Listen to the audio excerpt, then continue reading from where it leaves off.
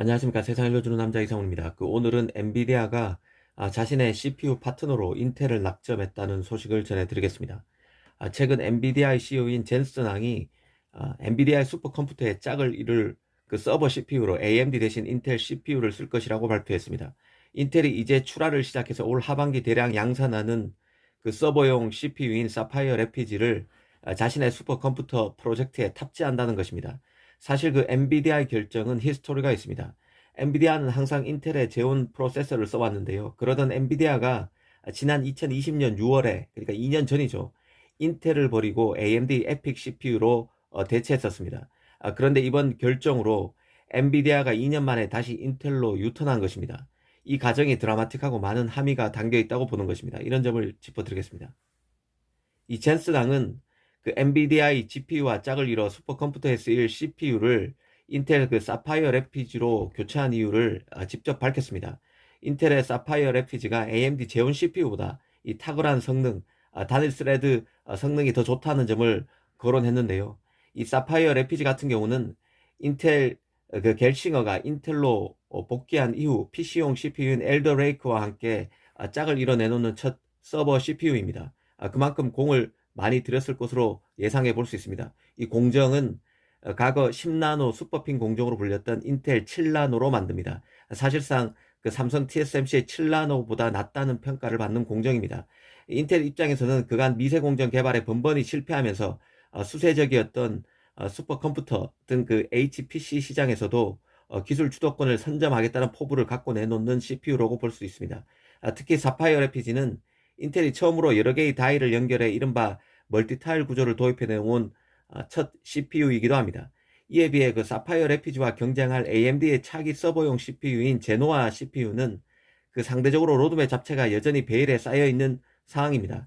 메모리로 DDR5를 지원하고 올 하반기에 출시될 예정이라는 소식 정도가 외신에서 간간히 나오고 있습니다. 밀란 CPU 이후 차기작의 출시 관련 작업이 지체되고 있는 게 아닌가 싶기도 합니다. 이런 배경이 젠슨항의 결정에 작용하지 않았을까 싶습니다. 엔비디아는 차기 CPU 모델에 더 높은 단일 스레드 성능과 더 높은 메모리 대역폭을 요구하고 있는데 이 사파이어 래피지가 더 낫다는 판단을 한 것 같습니다. 그 어찌됐건 그 2년 반 만에 엔비디아가 다시 인텔 서버 CPU로 파트너를 바꾼 게 시장에 어떤 영향을 줄지 주목할 필요가 있다는 판단입니다. 최근 미국의 아르곤 국립연구소도 1초에 200경번 연산이 가능한 오로라 슈퍼컴퓨터를 개발하면서 인텔 그 사파이어 래피지 CPU를 도입했었는데요. 이 오로라 슈퍼컴퓨터에는 1만 8천여 개의 사파이어 래피지 CPU가 탑재됩니다.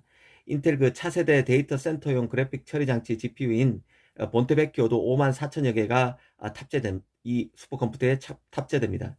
이 오로라 슈퍼컴퓨터는 보다 정확한 기후 예측과 암 치료법 개발 등에 활용될 것이라고 합니다.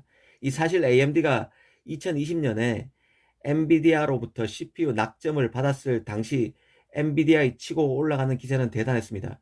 AMD가 개인용 CPU 시장에서는 확실히 뛰어난 그 퍼포먼스를 보이고 있지만 서버용 CPU에서는 상대적으로 부진했었는데요.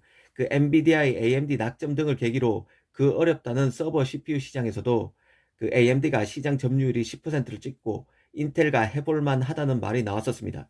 사실 그 데이터 센터에서 CPU를 교체하기 위해서는 많은 검증 단계가 필요합니다. 기업용 시장이기 때문에 개인용 시장과 달리 신뢰도가 훨씬 더 높아야 되는 시장입니다. 브랜드 가치도 있어야 되는 시장이죠. 새로운 플레이어의 진입이 어렵습니다. 단순히 가성비로만 경쟁하는 개인용 CPU 시장과는 차원이 다른 시장입니다. 그런 맥락에서 보면 그간 그 AMD의 분발은 놀라운 것이었습니다. 당시 AMD의 서버 CPU를 선택한 기업에는 그 엔비디아뿐만 아니라 구글, 오라클, 아마존 등도 있었습니다.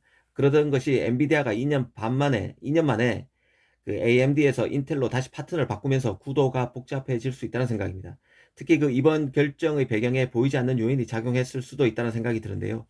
치열한 프로세서 업체 간 경쟁, 또 자신의 그 프로세서를 만들어줄 파운드리의 캐파 합보 경쟁, 그리고 엔비디아 출신의 펩 겔싱의 인텔 복귀와 인텔의 파운드리 진출 등에 따른 일부 프로세서의 외부 파운드리 활용 등 각종 변수가 얽히고 설켜 있을 것으로 봅니다. 앞으로 서버 CPU 시장 동향도 잘 체크할 필요가 있다는 생각입니다. 감사합니다.